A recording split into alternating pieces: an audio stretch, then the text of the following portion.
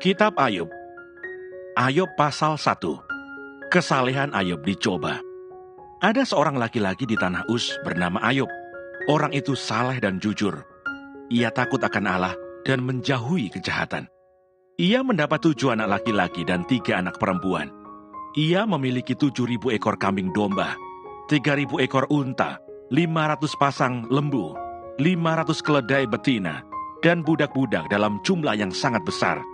Sehingga orang itu adalah yang terkaya dari semua orang di sebelah timur. Anak-anaknya yang lelaki biasa mengadakan pesta di rumah mereka masing-masing menurut giliran, dan ketiga saudara perempuan mereka diundang untuk makan dan minum bersama-sama mereka. Setiap kali apabila hari-hari pesta telah berlalu, Ayub memanggil mereka dan menguduskan mereka. Keesokan harinya pagi-pagi bangunlah Ayub, lalu mempersembahkan korban bakaran sebanyak jumlah mereka sekalian, sebab pikirnya, mungkin anak-anakku sudah berbuat dosa dan telah mengutuki Allah di dalam hati. Demikianlah dilakukan Ayub senantiasa. Pada suatu hari datanglah anak-anak Allah menghadap Tuhan, dan di antara mereka datanglah juga iblis. Maka bertanyalah Tuhan kepada iblis, "Dari mana engkau?" Lalu jawab iblis kepada Tuhan, "Dari perjalanan mengelilingi dan menjelajah bumi." Lalu bertanyalah Tuhan kepada iblis, "Apakah engkau memperhatikan hambaku Ayub? Sebab tiada seorang pun di bumi seperti dia, yang demikian saleh dan jujur, yang takut akan Allah dan menjauhi kejahatan." Lalu jawab iblis kepada Tuhan, "Apakah dengan tidak mendapat apa-apa, Ayub takut akan Allah? Bukankah engkau yang membuat pagar sekeliling dia, dan rumahnya serta segala yang dimilikinya? Apa yang dikerjakannya telah kau berkati, dan apa yang dimilikinya makin bertambah di negeri itu. Tetapi ulurkanlah tanganmu, dan jamahlah segala yang dipunyainya. Ia pasti mengutuki engkau di hadapanmu." Maka firman Tuhan kepada iblis, "Nah, segala yang dipunyainya ada dalam kuasamu. Hanya janganlah engkau mengulurkan tanganmu terhadap dirinya." Kemudian pergilah iblis dari hadapan Tuhan. Pada suatu hari, ketika anak-anaknya yang lelaki dan yang perempuan makan-makan dan minum anggur di rumah saudara mereka yang sulung, datanglah seorang pesuruh kepada Ayub dan berkata, "Sedang lembu sapi membajak dan keledai-keledai betina makan rumput di sebelahnya. Datanglah orang-orang Sheba menyerang dan merampasnya, serta memukul penjaganya dengan mata pedang. Hanya aku sendiri yang luput, sehingga dapat memberitahukan hal itu kepada Tuhan." Sementara orang itu berbicara, datanglah orang lain dan berkata, "Api telah menyambar dari langit dan membakar, serta memakan habis kambing domba dan penjaga-penjaga. Hanya aku sendiri yang luput, sehingga dapat memberitahukan hal itu kepada Tuhan." Sementara orang itu berbicara, datanglah orang lain dan berkata, "Orang-orang Kasdim membentuk 3 pasukan, lalu menyerbu unta-unta dan merampasnya, serta memukul penjaganya dengan mata pedang. Hanya aku sendiri yang luput, sehingga dapat memberitahukan hal itu kepada Tuhan."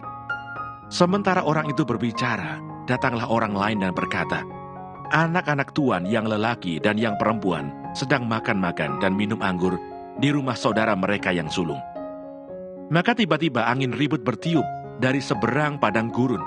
Rumah itu dilandanya pada 4 penjurunya, dan roboh menimpa orang-orang muda itu, sehingga mereka mati. Hanya aku sendiri yang luput, sehingga dapat memberitahukan hal itu kepada Tuhan. Maka berdirilah Ayub, lalu mengoyak jubahnya dan mencukur kepalanya. Kemudian sujudlah ia dan menyembah, katanya, "Dengan telanjang aku keluar dari kandungan ibuku. Dengan telanjang juga aku akan kembali ke dalamnya. Tuhan yang memberi, Tuhan yang mengambil, terpujilah nama Tuhan." Dalam kesemuanya itu, Ayub tidak berbuat dosa dan tidak menuduh Allah berbuat yang kurang patut. Ayub pasal 2. Pada suatu hari datanglah anak-anak Allah menghadap Tuhan, dan di antara mereka datang juga iblis untuk menghadap Tuhan. Maka bertanyalah Tuhan kepada iblis, "Dari mana engkau?" Lalu jawab iblis kepada Tuhan, "Dari perjalanan mengelilingi dan menjelajah bumi." Firman Tuhan kepada iblis, "Apakah engkau memperhatikan hambaku Ayub? Sebab tiada seorang pun di bumi seperti dia, yang demikian saleh dan jujur, yang takut akan Allah dan menjauhi kejahatan. Ia tetap tekun dalam kesalehannya, meskipun engkau telah membujuk aku melawan dia untuk mencelakakannya tanpa alasan. Lalu jawab iblis kepada Tuhan, kulit ganti kulit, orang akan memberikan segala yang dipunyainya ganti nyawanya.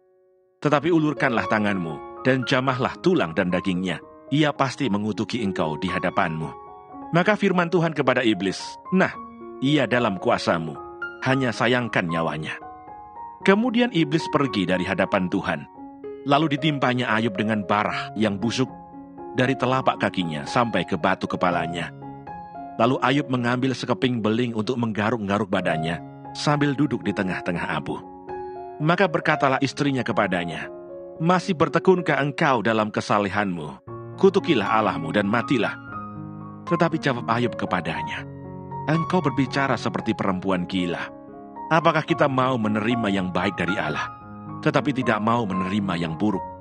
Dalam kesemuanya itu, Ayub tidak berbuat dosa dengan bibirnya.